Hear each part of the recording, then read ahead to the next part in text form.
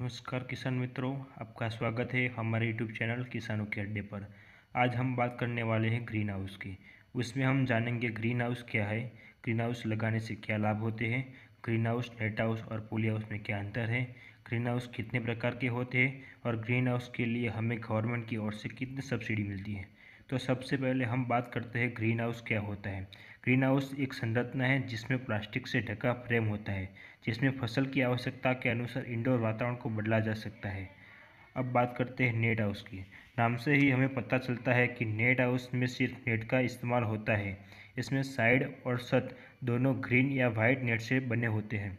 Poly house net house जैसा ही होता है, पर वह पूरा प्लास्टिक की शीट से बना होता है।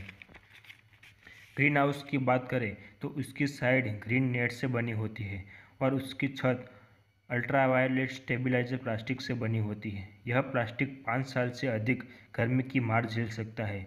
अब बात करते हैं ग्रीन हाउस के फायदे की।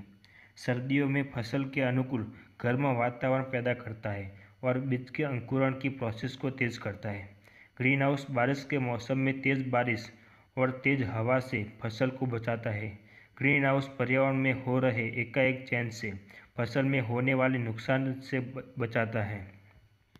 ग्रीन हाउस के 3 प्रकार होते हैं। पहला, प्राकृतिक रूप से हवादार ग्रीन हाउस। दूसरा, मध्यम लागत वाला ग्रीन हाउस।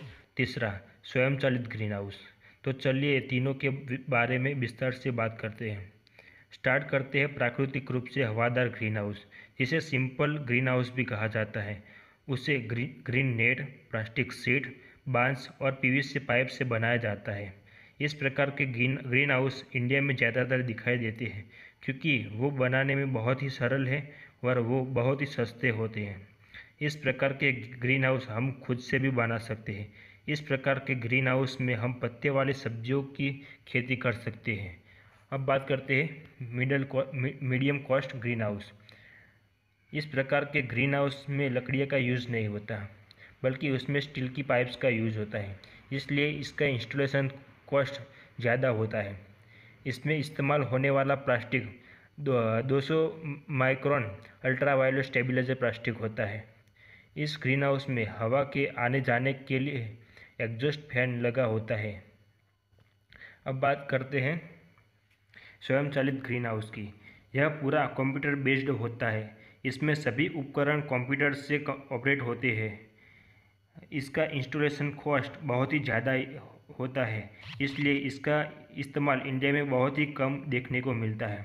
इस प्रकार के ग्रीन हाउस में ज़मीन में पोषक तत्व, हवा में CO2, भेज, नमी और तापमान को अच्छे से नियमन होता है। अब बात करते हैं सब्सिडी की।